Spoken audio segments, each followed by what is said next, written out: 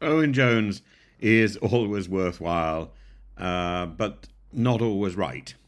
Let's make that very clear. I like him. But his argument today that Keir Starmer's policies risk bringing Nigel Farage into number 10 as Prime Minister is as absurd as it is compelling in its emotional tone. It's ultimately far fetched and rooted in scaremongering rather, rather than a nuanced understanding of political dynamics.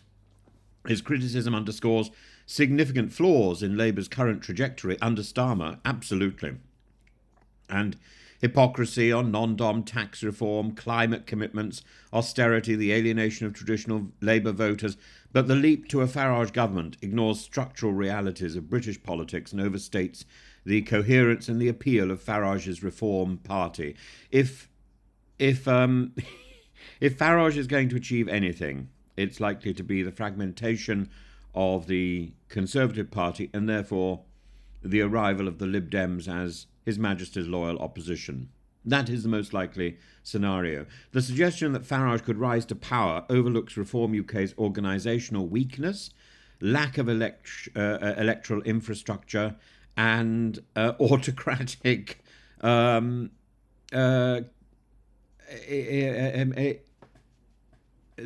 the fact that it is so autocratic. I'm lost for words really in trying to describe that. While Farage is adept at media manipulation and rallying populist anger, Reform UK has consistently polled in single digits, far below the threshold for electoral viability under the first past the post system.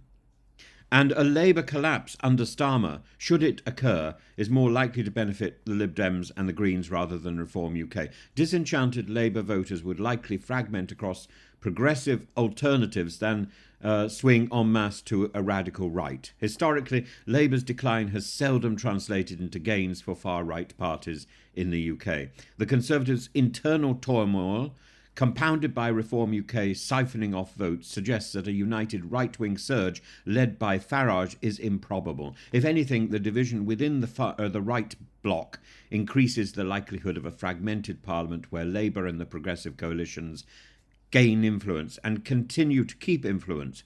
Jones's framing risks overstating Starmer's political failings while underestimating the factors in the system that enable far-right populism.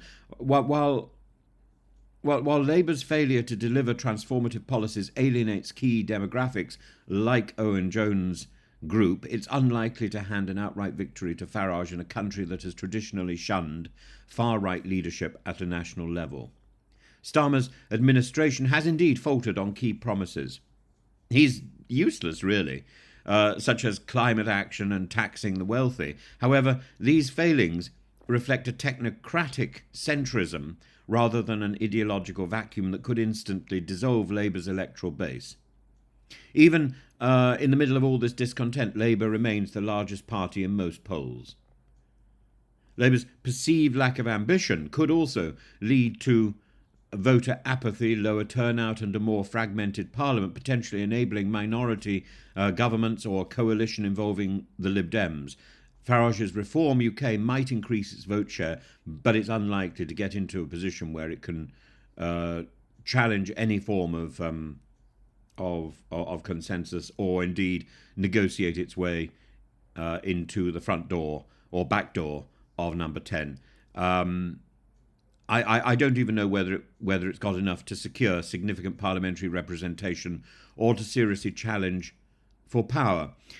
Should the first past the post system collapse, which I hope it does, I think even then Farage would struggle to get into a position where he could dominate politics.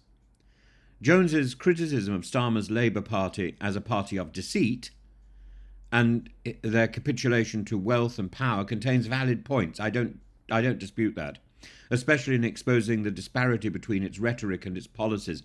However, his portrayal of an imminent Farage premiership as a direct consequence of these failings is overly alarmist, and it's headline grabbing. It's clickbait. Labour's disintegration, while lamentable, is more likely to trigger realignments among progressive and centrist forces than a wholesale shift to the radical right. The true risk lies not in Farage taking number 10, but in Labour's inability to inspire the transformative change needed to fend off rising populist sentiments. The true risk of Staremer is the risk that he just makes a balls up of our current political situation and achieves nothing of significance except frustration. That is the most likely scenario that will play out. And with Rachel Reeves at his right hand, that scenario is fast emerging as a reality.